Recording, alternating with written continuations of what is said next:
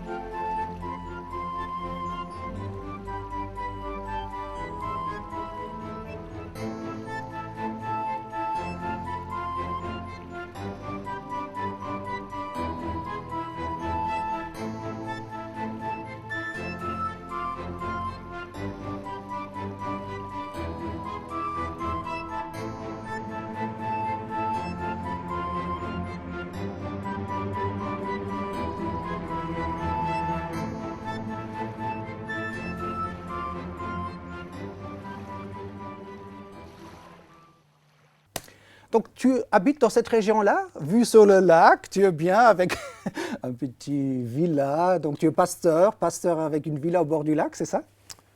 Non, d'abord, ce n'est pas une villa, c'est un appartement, une maison qu'on a en Haute-Ville, à Tibériade, où nous avons de notre balcon, nous avons cette vue magnifique sur le lac de Tibériade, sur Tibériade, la ville, sur le mont Hermon, sur le Golan. Et donc, pour ça, je peux dire qu'on a été privilégiés. Et c'est là où Jésus, il a vécu pendant 3 ans avec ses disciples. Il aimait bien des bateaux, il semble. C'est là où Jésus a vécu, c'est très réel. Il y avait des bateaux, puisque il y avait des villages de pêcheurs. Pierre lui-même en faisait partie. Donc, il y a eu des fouilles. Ils ont trouvé un bateau. Ils ont trouvé un bateau d'il y a 2000 ans, donc qui nous prouve encore que le récit du Nouveau Testament est un récit réel. Donc pour les touristes, on dit c'est le bateau de Jésus. Tu es d'accord? C'est le bateau de Jésus. Bon, ça, on n'en sait pas. Il n'y avait pas son nom écrit dessus. Mais c'est un bateau qui date de l'époque de Jésus, c'est sûr. Donc on se dit... Est-ce que ça appartenait aux disciples? On ne sait pas. Cher pasteur, tu fais quoi en Israël? Tu es parti en Israël parce que tu avais Jésus dans ton cœur et tu dis « Ah, je vais en Israël et tout le monde doit comprendre que Jésus est le Messie. » Pourquoi? Je suis parti en Israël par sionisme comme tout... Tu n'étais pas chrétien ou messianique? Non, je n'étais pas messianique, mais la plupart des Juifs ont ce désir de retourner sur la terre promise, la terre d'Israël. C'est quelque chose qu'on répète pendant les fêtes, c'est quelque chose dont on nous avait promis, qui a été prophétisé, que de la diaspora, les Juifs retourneraient vers la terre de nos ancêtres. Donc, c'est quelque chose que les Juifs attendaient et il y avait ce pas en avant à faire son aliyah, c'est-à-dire son immigration vers Israël. Mais tu es venu chrétien, tu as découvert le Messie en Israël?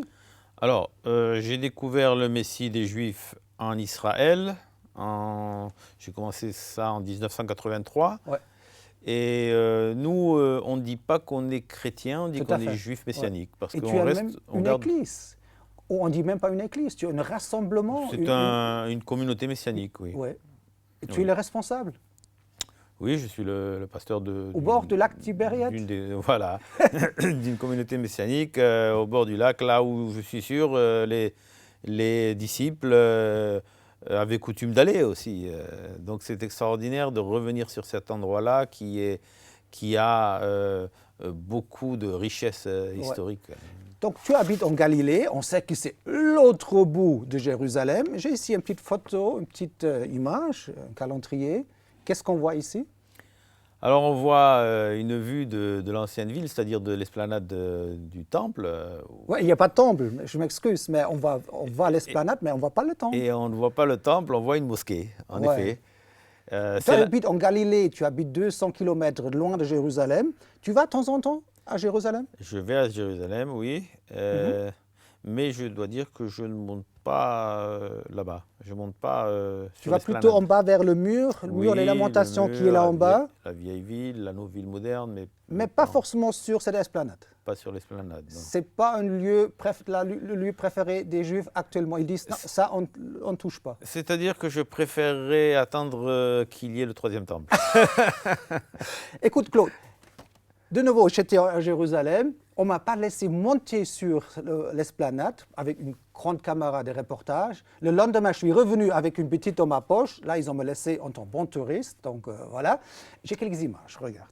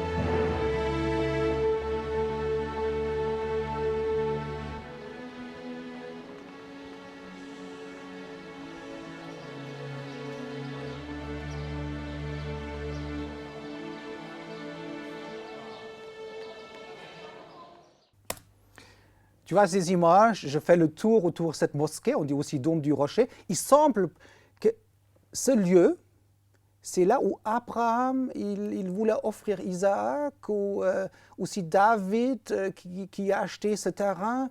C'est quoi? C'est Morija, ce lieu? Exactement, oui. C'est selon la tradition, c'est l'endroit où il y a eu le sacrifice, enfin la tentative de sacrifice d'Isaac, qui n'a pas abouti. David, il a acheté ce terrain. Donc c'est vraiment la lignée, hein. C'est Abraham, David et le Messie qui revient sur ce même lien. Tout est lié et c'est là où c'est vraiment extraordinaire. On voit, on comprend déjà la valeur prophétique des Écritures de l'Ancien Testament. Le fait que Dieu ait demandé à Abraham, par exemple, de sacrifier son fils Isaac, son seul fils unique. Comme Dieu il a fait après son propre fils. Comme Jésus. Dieu a fait, il y a une écriture une inscription sur la mosquée En arabe, Ici, Dieu n'a quelque pas de part. fils. Ouais. Dieu N'a pas de fils. Dieu n'a pas de fils. Mais les Juifs, ils ont dit la même chose à l'époque de Jésus. Ils ont dit, Jésus, tu te prends pour qui? Tu te prends pour le Fils de Dieu, loin. Donc, on connaît cette phrase. Oui, c'est-à-dire les Juifs ne l'ont pas dit, Oh. ils n'y croient pas. Et ils ne croient pas que Dieu est un fils, bien que ce soit écrit dans l'Ancien Testament, mais ils n'y croient pas. Mais ça n'a pas empêché que Dieu a continué son plan, a développé son plan avec les Juifs. Les Juifs, dans la Bible, ont été désobéissants, ça on le sait. Mais Dieu continue son plan. Mais là, quand on voit la mosquée et qu'on sait qu'il y aura le troisième temple, on se demande comment ça va être prophétique, possible. ou c'est vraiment de la Bible? Si tu dis c'est l'emplacement pour un troisième temple, on sait qu'il y a 1, 2, 3 va venir. Donc, c'est une sorte de prophétie où tu connais des prophéties, que tu dis il aura des changements et un jour cette photo, écoute, ça va être pour les archives, cette photo va changer. Allô, cette image va un jour. Il y a des changements. Cette image va changer parce que je vous donne seulement un scénario qui pourrait être le bon. Par exemple, dans le livre de Zacharie, il y a une prophétie qui dit qu'il va y avoir un tremblement de terre à Jérusalem, que Jérusalem, il va y avoir une faille qui va se produire à Jérusalem. Si cette faille passe par cet endroit, eh bien la mosquée tomberait, serait engloutie dans la faille. Ça nous rappellerait un peu ce qui s'est passé avec ceux qui se sont rebellés dans le désert avec le veau d'or. Une question, Claude. Vous, les Juifs très croyants, c'est pour vous, c'est votre tâche de vous débarrasser de cette mosquée où vous dites, ouf, pas touché, pas touché. Ah non, pas touché, non, ça n'est pas notre tâche, ça c'est Dieu qui le fera. C'est la main divine. C'est la main divine, se débarrasser, je ne sais pas si c'est le bon terme, mais Dieu va faire ça, il va accomplir sa prophétie. Maintenant, nous, le faire, c'est impensable. D'abord, ça provoquerait une guerre Incroyable, mondiale. Et puis non, ça n'est pas par... Moi, je ne pense pas que ce soit par la chair ou par le sang. Cher pasteur, j'ai quelques images et on revient. Regarde.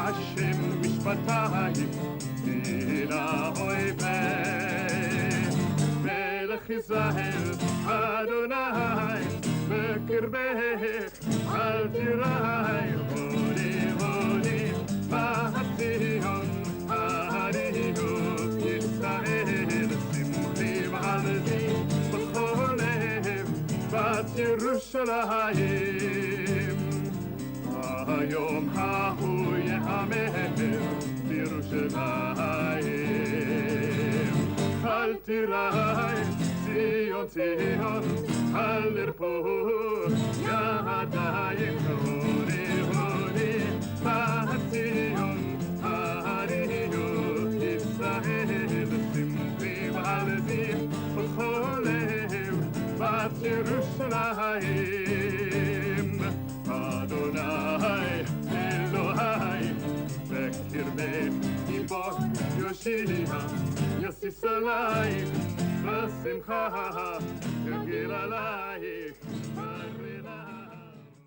Que penses-tu, ces images, avec un petit peu de musique? Ah ben oui, ce sont des images connues, puisque il y a eu cette décision de l'ONU juste quelques années après ce qui s'était passé. 48. Oui, ce qui s'était passé en Allemagne, en Europe, la Shoah.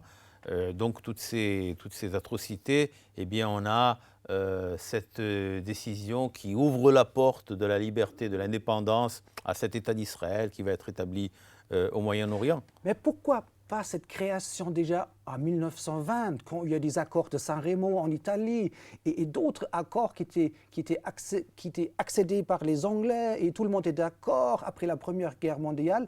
Pourquoi ces douleurs d'accouchement? Pourquoi 6 millions de Juifs en Allemagne?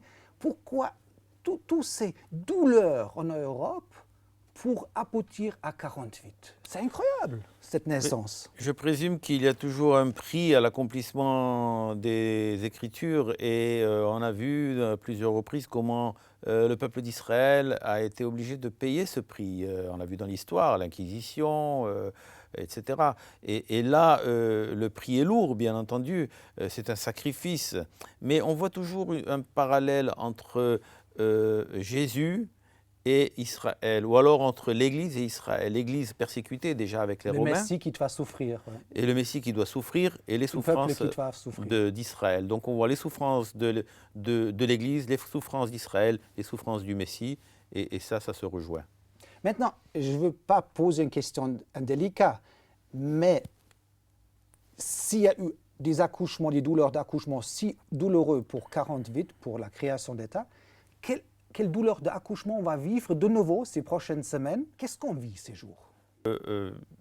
Pour cette histoire de l'État palestinien, là, ce n'est pas Israël qui va recevoir quelque chose, qui va recevoir un État. Ce n'est pas eux qui provoquent cette situation. Ce n'est pas Israël qui provoque cette situation, donc c'est à Dieu à faire ça ou à laisser faire. C'est l'ONU qui va décider. Et bien entendu, on voit déjà qu'il y a eu ces douleurs par les attaques terroristes, par les attaques de la bande de Gaza, ces roquettes qui sont tombées sur les villes du sud d'Israël. Il y a toujours en permanence ces douleurs. Hein. Vous ne vivez pas en paix tel quel, que ce n'est pas encore le paradis, donc vous vivez sous les pressions. Oui. Mais pourquoi la paix, la Fatah, la Hamas, ils n'ont jamais accepté Israël? N'entendez pas. Ils ont la peine de faire passer leurs lèvres, d'accepter un État juif en Israël. Pourquoi cette douleur? On n'arrive pas. Ben oui, s'ils acceptent. C'est incroyable. S'ils acceptent de reconnaître l'État juif, ça veut dire qu'ils renient ce qui est écrit dans le Coran. Puisque l'essence même de l'islam, surtout de l'islam fondamentaliste, c'est l'élimination de l'État d'Israël et le retour, pour eux, ils appellent ça le retour des Palestiniens ou des Islamiques sur cette terre. Cette terre ne doit pas être une terre juive, selon la croyance islamique. J'ai un petit vidéo, un petit extrait, la conférence que j'ai donnée devant 500 personnes. C'était plein, comblé. Un petit extrait, parce que j'aurai une ou deux questions quand même, hein, qui ont resté sur le carreau. Quelle paix. Et je crois que Dieu ne veut pas n'importe quelle paix. Jésus a dit, vous savez, c'est l'esprit grec. Dieu est un Dieu de paix. Jésus veut un royaume de paix. Donc, il ne faut pas être pour la guerre. Il faut être pour la paix. Faites tout pour avoir la paix. Alors tout, ça veut dire quoi? Vendre son âme?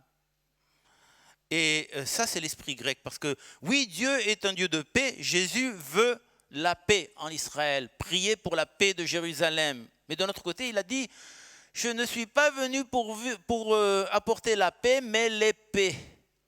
Alors, qu'est-ce qu'on fait? Là encore, dans les tiroirs. Ecclésiaste nous dit, il y a un temps pour la guerre et un temps pour la paix. Et d'ailleurs, il y a plusieurs passages dans la Bible qui nous montrent que des fois Dieu est pour la paix et que des fois Dieu est pour la guerre. Il y a eu des rois qui voulaient être, avec cet esprit humaniste qui existe aujourd'hui, qui voulaient faire la paix à tout prix. Et ils ont dit, moi je vais faire un traité de paix. Alors ça sonne bien, voilà, ça c'est un bon roi. Et d'ailleurs, je vais vous donner un exemple d'un bon roi. Josaphat, c'est un bon roi. Lui, il a voulu faire un traité de paix. Il a dit, je vais faire un traité de paix parce que il nous faut la paix.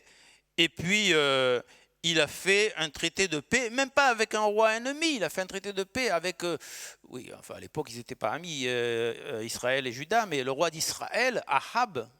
Alors, Josaphat, c'était un bon roi aux yeux de Dieu. Achab, c'était un mauvais roi aux yeux de Dieu.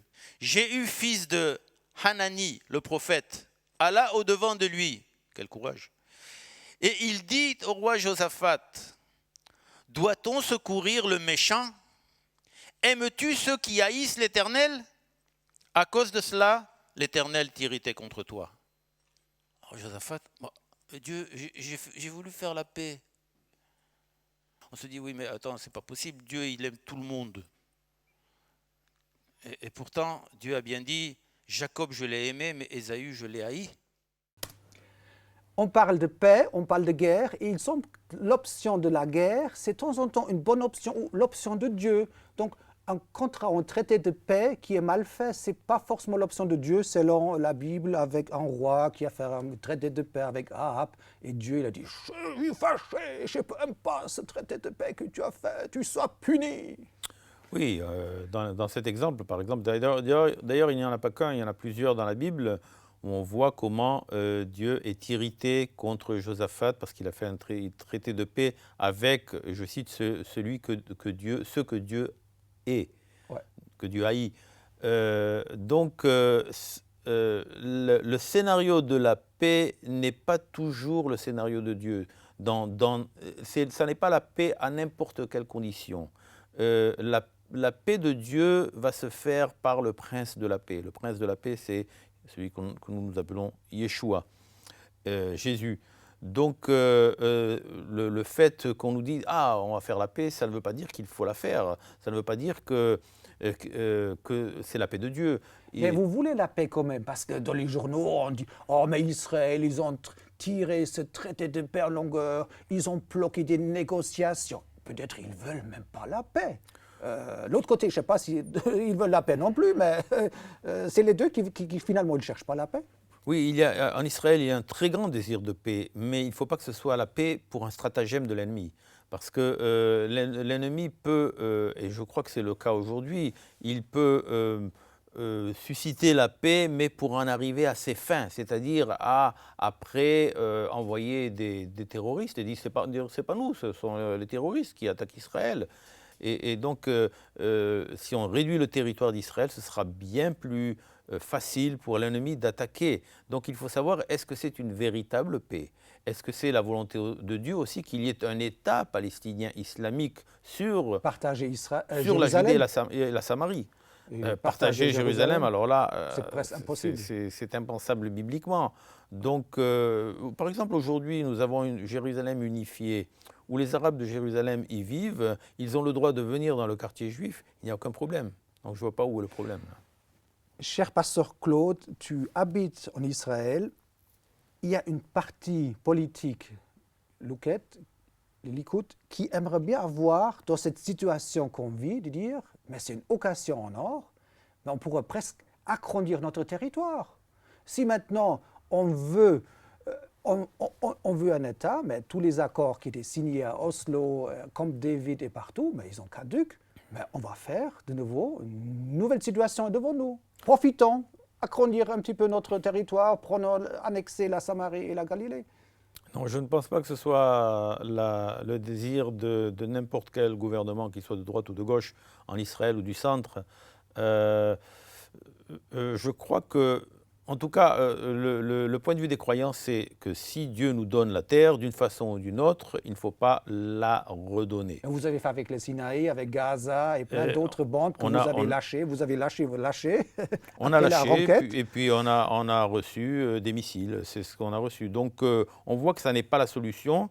Mais la solution n'est pas non plus d'attaquer l'ennemi et d'envahir des territoires. Non, je ne pense pas que ce soit la volonté de Dieu. Je crois que là encore, il faut laisser la main à Dieu. Il faut laisser Dieu faire ça. Ça n'est pas par la chair, ça n'est pas par notre pouvoir, mais c'est par son esprit, c'est par sa volonté, c'est en son temps.